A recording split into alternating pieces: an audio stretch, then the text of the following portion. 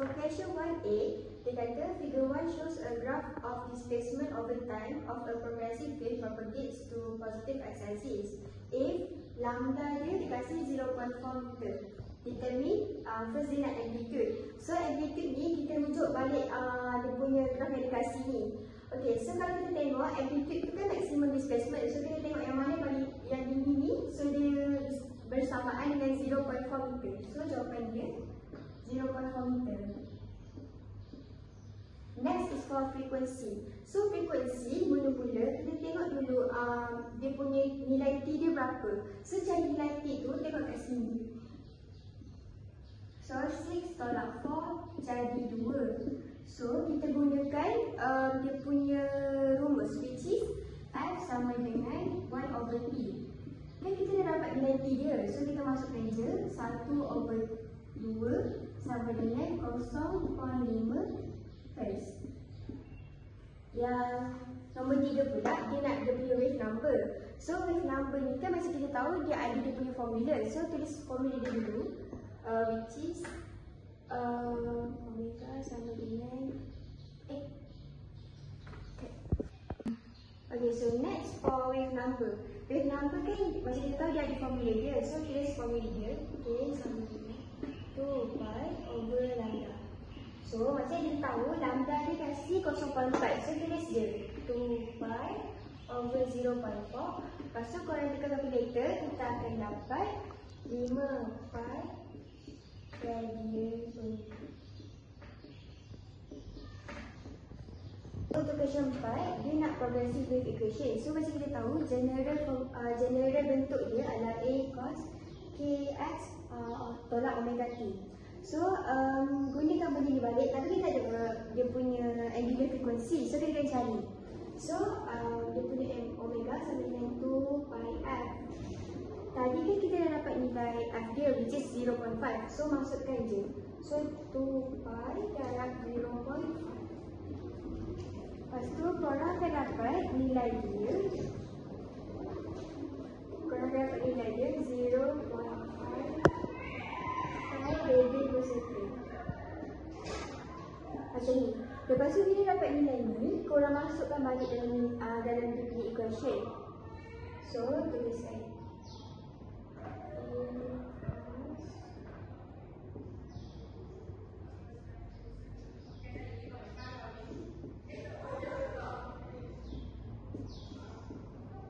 kita nak wave propagation velocity. So just gunakan formula dia V sama dengan F lambda.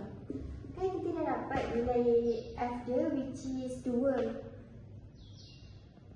0.5 meter.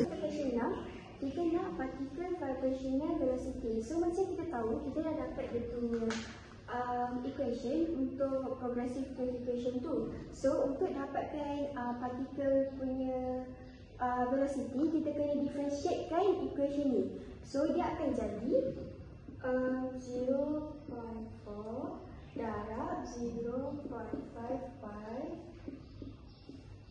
sin. Lepas tu salin balik 2 pi x tolak 0.5 pi t. Cara dia sama je macam kita differentiate macam dekat dalam maths tu. Tapi kena ingatlah yang ni kena salin balik. Lepas tu cos tu tukar jadi sin. Lepas tu selesaikan korang akan dapat 0.2 pi sin 5 pi x tolak 0.5 pi t. Disebabkan dalam soalan dia dah sebut x dia nak dekat berapa, t dia nak dekat berapa kan. So x dia dah dalam meter. So just masukkan terus. T pun dah dalam second. So masukkan terus. So tulislah 0.2 pi sin 5 pi x dia sama dengan 1. Masukkan tolak 0.5 pi t dia 2. So masukkan. Lepas tu korang tekan calculator, korang akan dapat 0 mi negative. Okay, so for question 1B, soalan dia tu Synovial wave travelling in opposite direction interfere to produce a standing wave with wave function YXT sama dengan 2 sin 1.5x cos 250t. So, apa yang kita dapat determine daripada equation ni is, kalau dekat dalam equation ada nilai depan x, so itu menunjuk kepada nilai k. So, yang ni 250 ni pula dia menunjuk pada nilai omega, which is angular frequency. Okay, so untuk cari nilai wavelength untuk soalan pertama, kita just gunakan rumus lambda sama dengan 2π/k. So, k kita dah dapat daripada equation dia, betul tak? So, just masukkan 2π/1.5. Lepas tu, jawapan dia kita akan dapat 4.19 meter. Okay, itu untuk question first. Yang second, dia nak nilai frekuensi. So, untuk frekuensi, kita boleh guna formula angular frequency, which is angular frequency sama dengan 2πf. Korang tukar, so that dapat dia punya subject F over 2π. So, untuk dapat nilai angular frequency ni, kita dah dapat dah dalam equation dia. So, kita just masukkan je. So, 250 over 2π. Korang tekan kalkulator, korang akan dapat nilai dia 125 over π. Tapi in decimal korang akan dapat nilai dia 39.79 Hz. Okay, lastly untuk wave speed. Wave speed ni macam kita tahu formula dia V sama dengan F lambda. So, korang just masukkan nilai sama dengan 4.19 darab dengan 125 over π. Nilai ni ikut korang nak ambil nilai antara dua ni, tapi disebabkan decimal ni tak berapa percent, so kita ambilkan nilai fraction. Masukkan, korang tekan calculator, korang akan dapat 500 over 3, ataupun yang decimal dia 166.67 ms negative 1. Untuk soalan seterusnya, soalan 2. The body and electric oven indicates a current flow of 12 ampere when connected to 240 volt supply. So dekat soalan ni dia bagi information kita, dia ada bagi nilai current which is 12 ampere, and then dia bagi 240 mV. Soalan dia, what is the resistance of the oven? Untuk cari resistance ni R, kita boleh guna formula V equal to IR, and then kita bolehlah masukkan nilai yang dicarikan R. So V 240 sama dengan 12 R. So nilai R akan jadi 20 ohm. Untuk soalan nombor 2 pula, how much charge passes through it in 5 minutes? So, charge ni dia punya simbol Q. Basically dia nak Q. So, dia nak Q, kita boleh guna formula I equal to dQ over dt. Kita guna formula ni sebab kita ada I, kita ada T which is masa. So, kita masukkan balik dia punya information dalam formula ni. So, I 12 sama dengan, ni kita nak cari. So, dt ni 5 minutes ni, tapi kita kena tukar ke dalam second untuk minit SI dia. So, 5 darab 60. So, Q menjadi 3600 C. Okay, untuk soalan ni pula, dia kata a piece of aluminium rod has 2 cm diameter and 10 cm long. And then soalan first dia nak, what is the resistance of the rod at room temperature? And then given resistivity 2.8 garis bulu 8. So dekat sini dia nak resistance. Kita boleh guna formula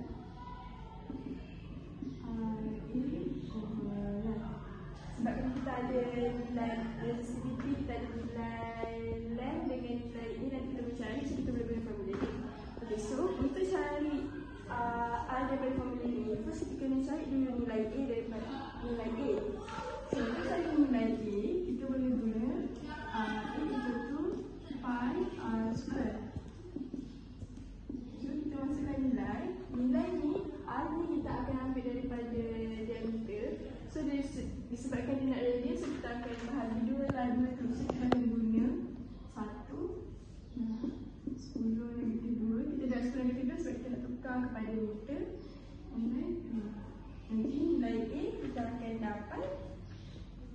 3.14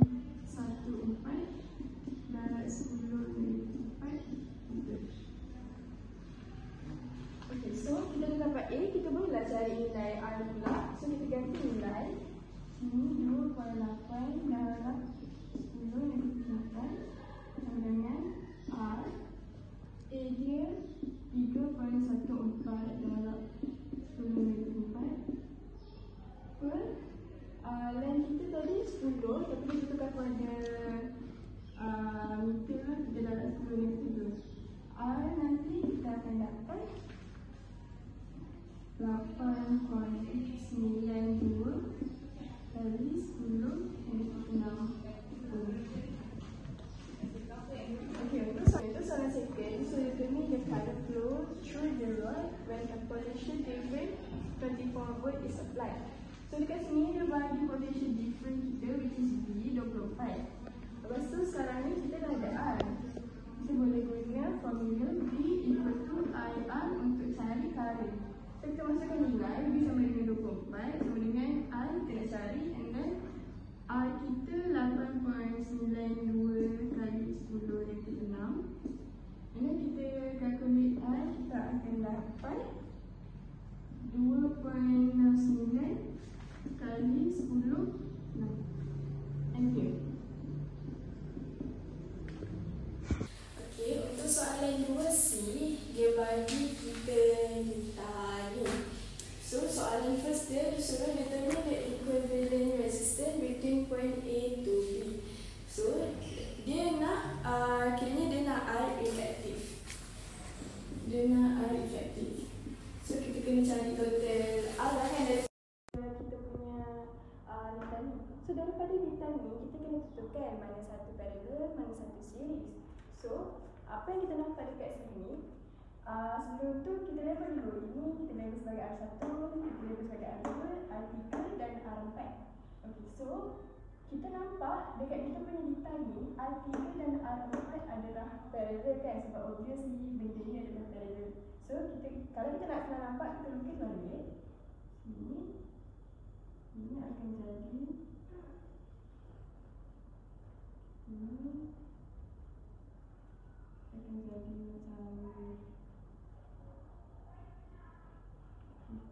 macam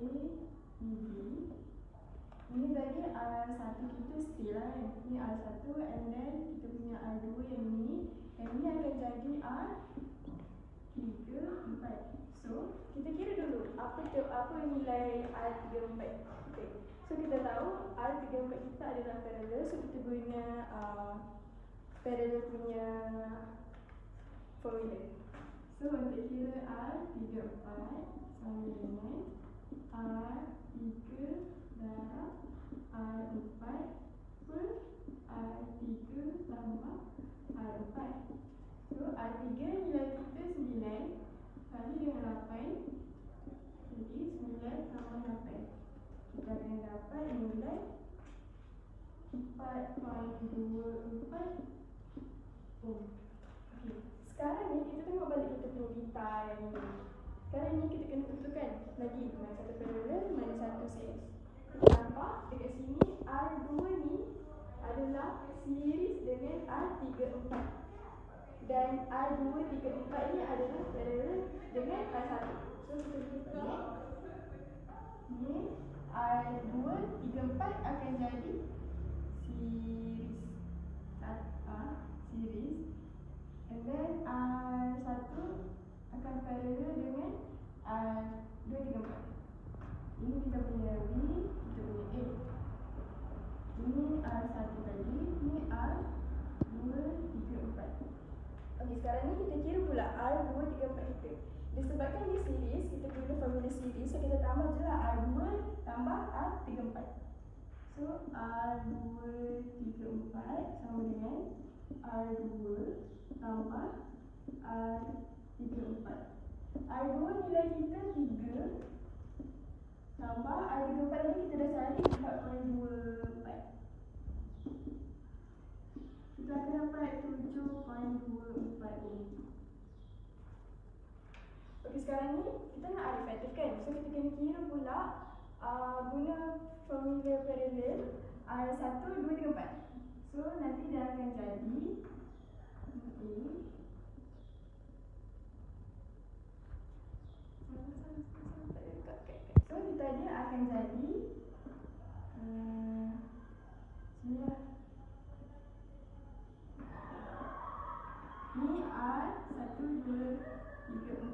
atau R efektif. So untuk kira R efektif, kita guna formula paralel punya beta. So dia akan jadi R1 R1. Kita guna R efektif. Untuk cari R efektif, kita akan guna formula si paralel punya. Apa benda? Okay, so untuk cari R efektif, kita kena guna paralel punya formula kan. So R efektif dia R1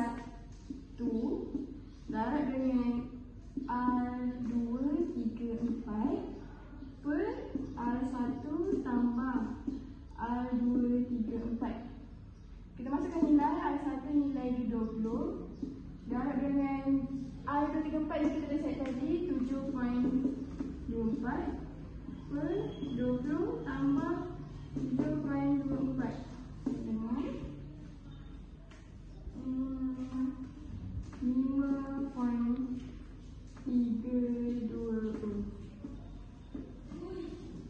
Okey, untuk soalan nombor 2, dia nak current flow through 3 ohm resistor if VAB equal to 10 volt. So dia nak current flow through 3 ohm. Dia nak current flow, dia nak I. So dia nak yang through 3 ohm resistor yang ini. So dia nak sebenarnya I 2.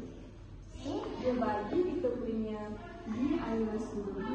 Kalau kita tengok kita punya beta dia ini, kalau ini kan kita jadi parallel kan, jadinya V total ni akan sama, V total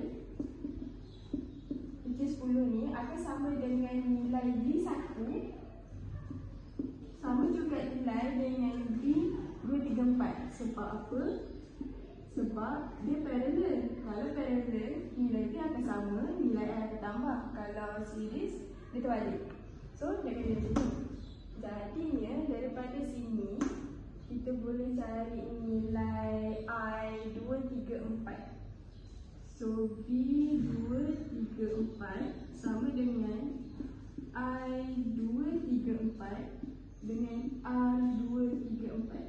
Kita boleh cari nilai R234 sebab kita ada nilai V dan juga kita ada nilai R, which is kita dah cari tadi 7.24 ni. So, kita masukkan nilai V234 ni nilai dia 10. So, dengan I234 R234 tu tadi sama dia 7.24. So, I234 adalah kita tak kira. Okey, nanti kita akan dapat I234 sama dengan 1.38 ampere. Okey, I234 ini, I234 adalah series kan? So, dia series dekat sini. So, kalau untuk series punya circuit, kita tahu I dia adalah sama nilai dia. So, nilai I234 adalah sama dengan I2 dan I34. So, kalau I234 sama dengan I2, so kita dapatlah kita punya current, which is I2 sama dengan 1.38 ampere.